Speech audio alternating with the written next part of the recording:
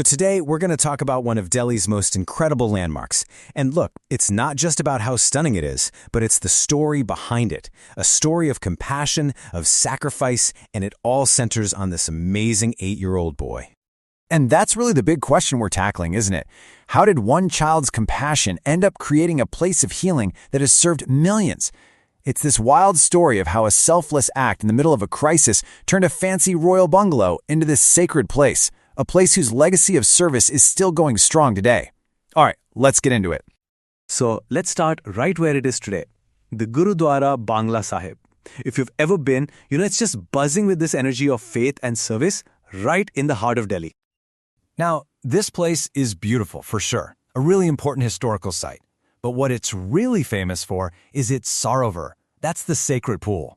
People believe its waters have these incredible healing powers. And that belief, it goes all the way back to the 17th century, when this wasn't a Gurudwara at all.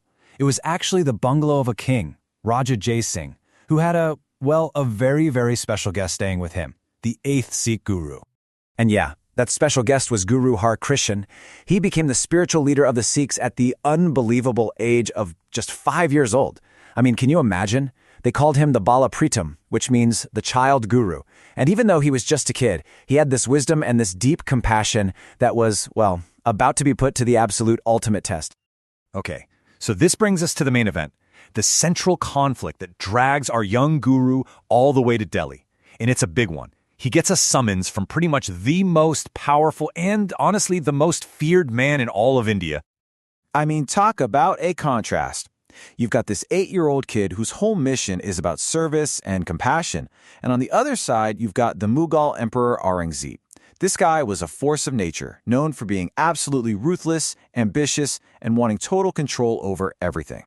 So you gotta ask, why on earth would this powerful emperor summon a little kid? Well, it was complicated. Part of it was political. He wanted to crush the independent spirit of Punjab. Then you've got some serious family drama thrown in. The guru's own brother was actually scheming with the emperor to steal the guruship. And then there was just plain old curiosity. Aurangzeb had heard all these stories, and he wanted to test this kid to see if the legends about his powers were true.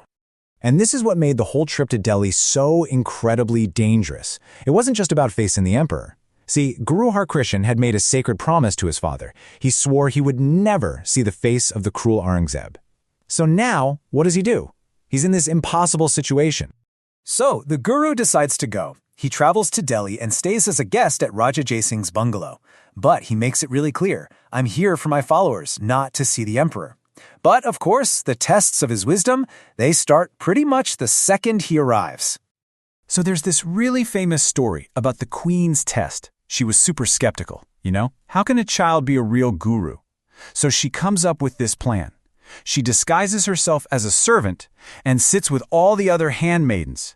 The 8-year-old guru comes into the room, and without even hesitating, he walks right past all the fancy dressed-up ladies and sits right in her lap, and he says something like, "Why is a queen dressed like a handmaiden just to test me?" Whoa. She was totally humbled and, right then and there, became a believer in his divine insight. Aurangzeb also tried to test him, but from a distance. He sends over 2 platters. One is just loaded with expensive toys and jewels. The other has a simple robe and some prayer beads. And Guru Harikishan? He doesn't even glance at the treasure. He just picks up the prayer beads. It was a clear message. I'm not interested in your power or your wealth. But right in the middle of all this political chess game, these spiritual tests, something much, much bigger hits Delhi. A real-world crisis that changes absolutely everything.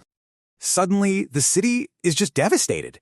A deadly epidemic of cholera and smallpox rips through Delhi. People are dying everywhere, in the streets. The entire capital is gripped by fear. And it's in this crisis that you see the real difference between these two figures. The mighty Emperor Aurangzeb, he locks himself away in his palace, absolutely terrified of getting sick. And the 8-year-old Guru, he goes out into the chaos, into the crowded streets, and personally starts taking care of the sick and the dying, no matter who they were or what they believed. And this is where the miracle happens, right there at Raja Jai Singh's bungalow. The guru goes to a small water tank on the property and just dips his feet in it. And from that exact moment, anyone who drank that water or even bathed in it started to get better. It was like ordinary well water had been turned into a source of healing for the whole city. This selfless act, this service, it saved countless lives. But that incredible compassion was about to come at the ultimate price. While he was out there working tirelessly to heal everyone else, the young guru caught the very illness he was fighting. It's just tragic. The great healer himself fell terribly sick. So, as he's on his deathbed, his followers are just desperate. They're asking him, who will lead us now? He was so weak he could barely speak, but he managed to say just 2 words, Baba Bakale, and that was it. That was his way of naming his successor, his great-uncle, who lived in a village called Bakala. And so, on March 30th, 1664, at only 8 years old, Guru Harikishan passed away.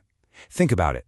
He saved a city, he appointed the next guru, and, true to his promise, he never once saw the face of Emperor Aurangzeb.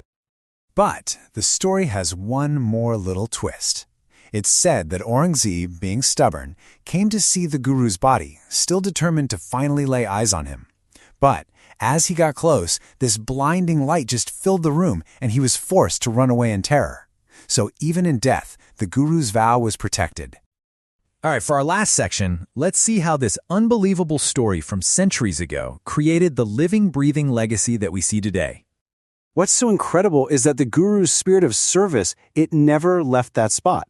Raja Jai Singh dedicated his bungalow to the Guru's memory, and that's how Gurudwara Bangla Sahib came to be. And today, its community kitchen, the Langar, serves over 40,000 free meals every single day, 24/7.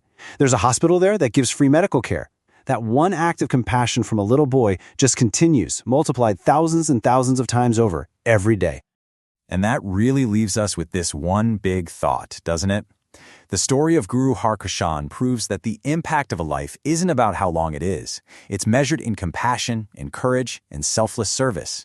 His legacy is this powerful reminder that even the smallest hands can offer the world the greatest healing.